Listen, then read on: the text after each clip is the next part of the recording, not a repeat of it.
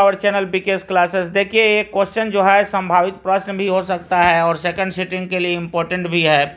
और देखिए जो है क्वेश्चन थोड़ा सा जो क्लियर व्यू नहीं है क्योंकि ये जो है स्कैनिंग में गड़बड़ है, लेकिन देखिए हो सकता है कि सही क्वेश्चन भी हो। तो आप देख सकते हैं इसका जो मैं आंसर बताने जा रहा हूँ। लिखा हुआ है कि 64 पाई सेंटीमीटर अगर वृत्त का क्षेत्रफल है तो वृत्त का व्यास होगा, तो याद रखेंगे कि 16 होगा। उसके बाद में लिखा हुआ है कि अगर ट्रायंगल डी ई एफ और ट्रायंगल पी क्यू आर दिया है और तो आपको पूछ रहा है कि एंगल में कौन सा सही सत्य है, तो ई बराबर एफ होगा। उसके बाद में देखिए अगला जो क्वेश्चन है यहाँ पर कह रहा है कि समीकरण दिया हुआ है 2x + 3y = 5 और 4x + 6y = 15, तो इसका हल होगा कि नहीं होगा, तो इसमें याद रखेंगे कोई हल नहीं होगा। और अगला क्वेश्चन है कि 65 और 17 का मसा अगर इस 65 m - 117 के फॉर्म में है तो m का मान निकालिए, तो m का मान याद रखिएगा 2 होगा। उसके बाद में लिखा हुआ है कि 2, 10 और 20 का लघुत्तम और महत्तम का जो अनुपात होगा, तो याद रखना है कि 10:1 होगा। उसके बाद में यदि घनाभ की लंबाई l तथा चौड़ाई b तथा ऊंचाई h है तो आयतन होगा, तो आयतन बराबर होता है l × b × h, इसलिए LBH होगा इसका आंसर। आगे जो लिखा हुआ है कि 10, 10, 10, 15 और 10, 75 × 10, 80 का मान होगा, तो याद रखेंगे 1 के बराबर होगा। इनमें से कौन सा द्विघात बहुपद है, ये समीकरण है, तो याद रखना है कि द्विघात जो समीकरण के लिए पहले तो 0 होना चाहिए, तो लेकिन यहाँ तो कोई 0 आ नहीं रहा है, लेकिन ऑप्शन में ई बहुपद है नहीं, इसलिए जो इसका जो करेक्ट आंसर होना भी चाहिए, तो समीकरण बोल रहा है तो यही होना चाहिए, लेकिन इस क्वेश्चन में डाउट है, आप लोग देख सकते हैं। अगला जो है बेलन और शंकु का आधार समान हो, यानी त्रिज्या समान हो और ऊंचाई समान हो, तो उसका अनुपात होता है 3:1। फिर अगला है एक्स अक्ष पर अगर बिंदु दिया है तो उसकी समान दूरी होगी, तो समान दूरी होगी 3,0। उसके बाद में लिखा हुआ है कि अगर पहला पद -10 हो और दूसरा पद -6 हो तो 34वां पद होगा, तो 34वां पद याद रखेंगे 34 पदों में कितनी पदों की संख्या होगी, तो होगी 12। फिर आगे लिखा हुआ है इसमें कि x का नियामक होगा, तो x का नियामक होगा 6। उसके बाद में लिखा हुआ है द्विघात बहुपद के शून्यकों का योग होगा, तो द्विघात बहुपद शून्यकों का योग इस क्वेश्चन से x × 2x - 5 - 3 में जब इसको सॉल्व कीजिएगा तो आपका आएगा 5/2। मैं केवल आंसर बता रहा हूँ आप लोगों को। अगला जो है कि 1 + 2 + 3 + ... n तक में उसका जो AP का जो टर्म होगा, तो याद रखेंगे n × n + 1/2 होगा। देखिए निम्नलिखित में से कौन सा बहुपद है, तो निम्नलिखित में ये वाला बहुपद है, आपका डी ऑप्शन जो है वो आंसर होगा।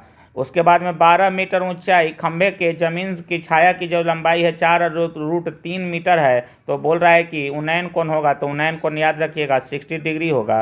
अब कह रहा है कि अगर ट्रायंगल में सी अगर सी जो है 90 डिग्री है तो cos A + B का मान होगा, तो cos A + B 90 होगा, तो cos 90 का वैल्यू होता है 0।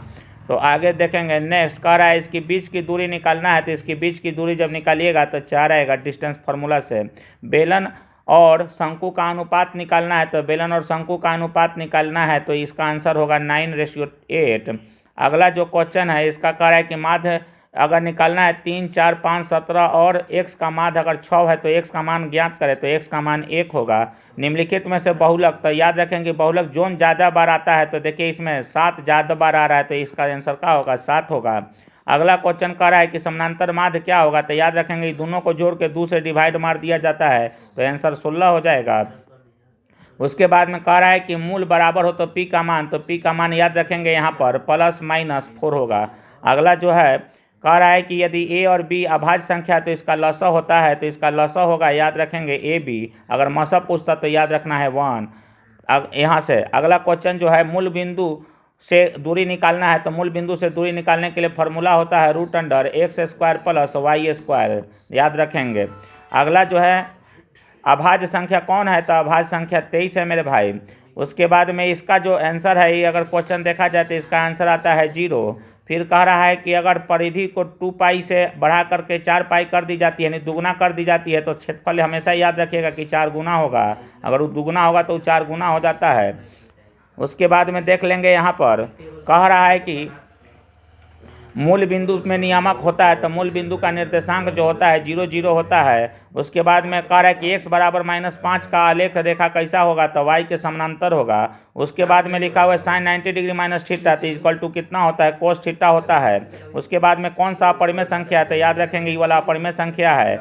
उसके बाद में जो क्वेश्चन है, नेक्स्ट क्वेश्चन है सेक थीटा बराबर 13/12 तो कोट थीटा का मान, तो कोट थीटा का मान याद रखेंगे, कोट थीटा का मान होगा 12/5। उसके बाद में जो है यहाँ से आइएगा नेक्स्ट क्वेश्चन पे, तो ये क्वेश्चन थोड़ा सा क्लियर नहीं है इसलिए मैं इसको नहीं बताने जा रहा हूँ। नेक्स्ट क्वेश्चन है किसी वृत्त की बाह्य बिंदु से कितनी स्पर्श रेखा खींची जा सकती है, तो याद रखेंगे किसी बाह्य बिंदु से वृत्त पर केवल 2 स्पर्श रेखा खींची जा सकती है। इसका अगर साइन 63 डिग्री है और नीचे कोस 27 डिग्री है तो इसका मान होता है, याद रखेंगे 1 होगा। ऊपर अगर 90 का प्लस माइनस में डिफरेंस हो तो याद रखेंगे वही होगा। और यहाँ एक साइन थीटा बराबर 1 है और बी कोस थीटा बराबर 1 है तो टेन थीटा का मान, तो टेन थीटा का मान होगा b/a।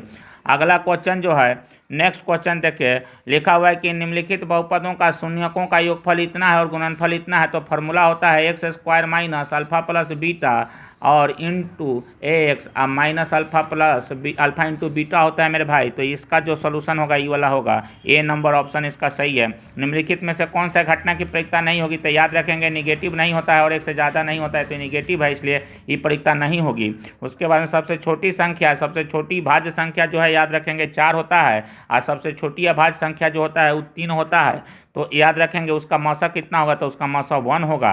उसके बाद में जो नेक्स्ट क्वेश्चन है यहाँ से इसकी 14वां पद निकाल रहा है तो इसका डी याद रखेंगे 4 होगा, तो 14वां पद पूछ रहा है तो ये 14 बराबर फार्मूला होता है a + 13d, तो याद रखेंगे तो ए दिया हुआ है आपका 3 और 13 डी का वैल्यू है 4, गुना करिएगा तो 54 3 और 55, तो 55 इसका आंसर होगा।